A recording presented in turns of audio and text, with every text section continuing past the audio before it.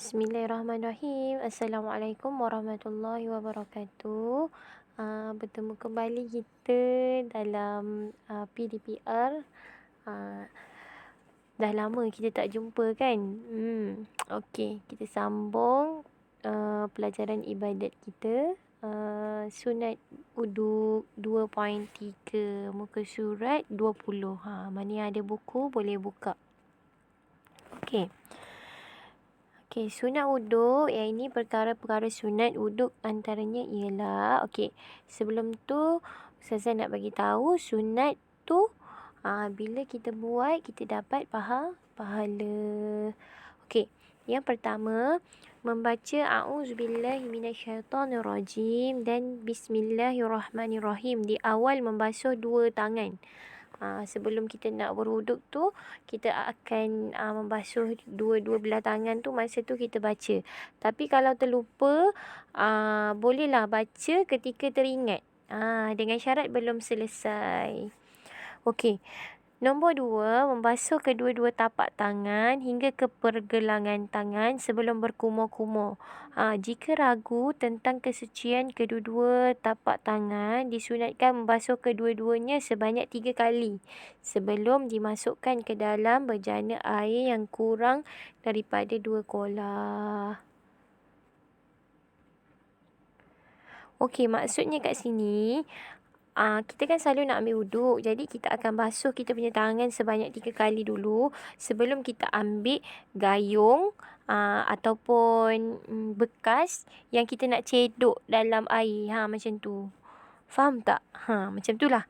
Kalau tak faham boleh tanya, boleh PM Ustazah. Yang nombor 3, berkumur-kumur selepas membasuh dua tapak tangan. Berkumur-kumur ialah dengan memasukkan air ke dalam mulut. Awak tahu kan? Ambil air, masuk dalam mulut, lepas tu keluarkan air tu semula. Sama ada mengedarkan atau meluahkan ataupun tidak. Yang lebih akmal, yakni sempurna, ialah diedarkan dan diluahkan. Maksudnya dikeluarkanlah air yang ada di dalam mulut. Boleh juga kalau awak kumur-kumur awak terus telan kan. Tapi yang lebih sempurna awak keluarkan air tersebut. Seterusnya nombor 4, menjedut air ke dalam hidung. Yang ini selepas berkumur-kumur. Pernah dengar kan kita masukkan air sikit dalam hidung? Kan kita ada pipe, letakkan air yang pipe tu jatuh, lepas tu masukkan sikit. Sedut sikit dalam hidung. Ke dalam hidung dihisapkan masuk ke batang hidung dengan nafasnya, kemudian dikeluarkan atau tidak. Yang akmalnya hendaklah diluahkan dan dilakukan serentak antara berkumur-kumur dan menghisap air ke hidung. Lebih baik dua-dua tu sekali arung lah. Macam tu lebih akmal. Yang kelima, menyapu keseluruhan kepala. Selalunya kita akan basuh sikit je kan kat depan kepala. Tapi sunatnya kita menyapu keseluruhan kepala air tu. Semua kepala kita basah lah maksudnya. Sedangkan menyapu sebahagian daripada kepala adalah wajib. Jika seseorang tidak mahu menanggalkan sesuatu yang dipakai di kepalanya seperti serban, kopiah atau seumpamanya, bolehlah ia menyempurnakan sapuannya dengan menyapu sebahagian daripada kepalanya. Macam awak pakai songkok, yang lelaki pakai songkok. Jadi awak malas nak buka songkok tu semua. Awak buka sikit je. Itu memang wajib. Tapi kalau sunatnya maknanya awak dapat pahala, awak buka songkok tu semua, awak sapu semua sekali kepala awak tu. Macam tu. Kenakan dengan air. Itu sunat, dapat pahala. Yang keenam, menyapu keseluruhan kedua telinga zahir dan batin dengan air yang bukan digunakan semasa menyapu kepala. Gunakan air lain. Caranya yang sempurna, memasukkan dua hujung jari telunjuk. Mana jari telunjuk awak? Ke dalam lubang telinga. Cuba buat. Dua jari telunjuk, keluarkan, masuk kat dalam. dalam lubang telinga secara serentak kiri dan kanan awak. Lepas tu dan diedarkan keduanya ke atas segala lipatan telinga. Okey, dah masuk kat dalam lubang tu, kan ada lipatan-lipatan kat telinga tu. Awak bergerak mengikut lipatan-lipatan tu lah. Dan dilalukan ibu jari di atas belakang telinga. Dah masuk. Lepas tu ibu jari kita ni masukkan di atas belakang telinga.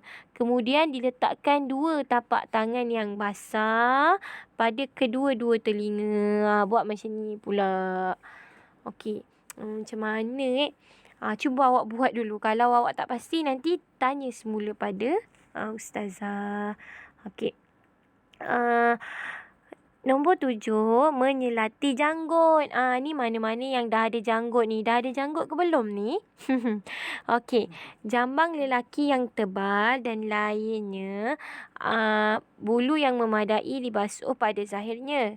Okey, contohnya janggut lelaki yang jarang dan janggut perempuan atau hunsa wajiblah diselati. Diselati tu maknanya awak gunakan jari awak ni, awak macam rambut awak urai-uraikan rambut awak. Macam tu lah awak selati janggut awak tu. Macam awak letakkan jari-jari awak ni dekat air dan letak dekat janggut-janggut awak ni. Macam tu. Okey. Caranya sempurna. Masukkan semua anak jari di bawah janggutnya dan menggunakan anak jari tangan kanan. Okey. Nombor 8, menyelati semua anak jari kedua-dua tangan dan kaki jika air mudah sampai di celah-celahannya walaupun tanpa menyelatinya. Okey. Alif, jika air tidak sampai kecuali dengan diselati disebabkan anak-anak jari itu rapat-rapat, wajiblah diselati supaya air sampai di celah-celah anak jari. Ba, jika anak jari melekat antara satu sama lain, haram menceraikannya jika bertujuan untuk menyelatinya. Okey. Itu ada 2 keadaan lah. Maknanya yang pertama, air tak sampai. Kalau awak tak selati dekat jari-jari awak tu, maka awak selatilah. Wajib awak selati supaya air tu sampai kat celah-celah jarinya. Tapi kalau tangan awak tu memang melekat, dua-duanya jari awak tu melekat. Jari awak melekat ke? Kalau melekat, awak janganlah pula ceraikan pula. Ceraikan sebab awak nak selat. Sebab dia memang dah melekat. Jadi nak buat macam mana kan? Okey. Cara menyelati dengan sempurna, masukkan anak jari tangan kanan pada celah-celah jari tangan anak kiri dari pihak belakang atau sebaliknya, iaitu dengan dimasukkan anak jari tangan kiri pada celah anak jari tangan kanan dari pihak belakang. Macam itulah. Bagi anak jari 2 kaki dimulai dengan memasukkan anak jari kelengking tangan kiri ke celah kelengking kaki kanan melalui tapak kaki dan diakhiri kelengking kaki kiri. Okey, maksudnya macam ni. Kalau awak nak selati, maksudnya selati tu masukkan jari tu dengan jari. Kenakan jari dengan jari. Maksudnya kat situ, masukkan jari dengan jari, guna tangan. Tapi kalau kaki, gunakan tangan untuk selati jari kaki. Jangan gunakan jari kaki dengan jari kaki. Macam mana pula tu nak selati kan? Okey. Nombor 9, mendahului tangan dan kaki yang di sebelah kanan daripada yang kiri. Tangan kanan dulu baru kiri. Okey, makruh mendahulukan kiri daripada kanan. Okey, makruh membasuh kedua-dua tangan dan kaki secara serentak. Awak basuh tangan, awak buka 2 paip, awak basuh dua-dua, sebelah kanan dengan kiri serentak. Itu makruh juga. Okey, harus membasuh kedua-dua tangan dan telinga secara serentak. Okey, untuk yang tu tadi, makruh membasuh kedua-dua tangan dan kaki secara serentak. Okey, katakanlah awak basuh tangan Lepas tangan, maksudnya kaki dengan tangan tu awak buat dengan serentak. Itu jadi makruh. Okey? Jadi, mulakan tangan dan kaki yang sebelah kanan dulu. Berbanding sebelah kiri. Okey, nombor 10, membasuh dan menyapu anggota wuduk sebanyak 3 kali. 3 kalilah. 3 kali tu kira sunat awak buat. Dikira 3 kali bagi air yang mengalir dengan melalui 3 kali pengaliran air ke atas anggota berkenaan dan bagi air yang tenang dengan digerak-gerakkan anggota sebanyak 3 kali. Okey, makruh melebihi atau kurang daripada 3 kali. Okey, jadi walaupun dia kata sunat, tapi makruh jika kita lebih daripada 3 kali atau jika kita kurang daripada 3 kali. Okey. Jelas sampai situ? Okey, nombor 11 iaitu mualat. Yang ini berturut-turut. Alif tidak dikatakan mualat jika berlaku perceraian yang lama antara dua anggota atau antara bilangan basuhan atau antara beberapa suku anggota yang sama. Okey, selang masa yang masih boleh dinamakan mualat ialah apabila dibasuh sebahagian atau satu anggota sebelum kering basuhan sebahagian atau anggota yang terdahulu atau dibasuh satu anggota dikali yang kedua sebelum kering basuhannya dikali yang pertama atau dibasuh anggota dikali yang ketiga sebelum kering basuhan dikali kedua. Okey, senang cerita, kalau misal kata mualat ni maksudnya berturut-turut ni, awak basuh tangan, tiba-tiba awak teringat pula ada air awak belum tutup. Air tu macam orang tua sangat tak apalah, ada air dekat dapur awak belum tutup api. Okey, jadi awak pergi, awak tutup api tapi air dekat tangan awak ni tak kering lagi. So, awak boleh basuhan yang kedua. Jadi, dia dikira berturut-turut. Kalau dah kering, maka awak kena ambil semula. Macam tu. Okey. Pengiraan kering atau tidak adalah antara dua anggota, antara beberapa kali membasuh dan antara beberapa bahagian satu anggota berdasarkan cuaca yang sederhana dari segi kelajuan angin, keadaan dan masa. Okey, syarat mualat yang menjadi sunat di atas adalah bagi selain daripada wuduk yang dilakukan oleh orang yang berada di dalam darurat. Macam darurat, yelah macam dalam keadaan sakit dan sebagainya. Okey?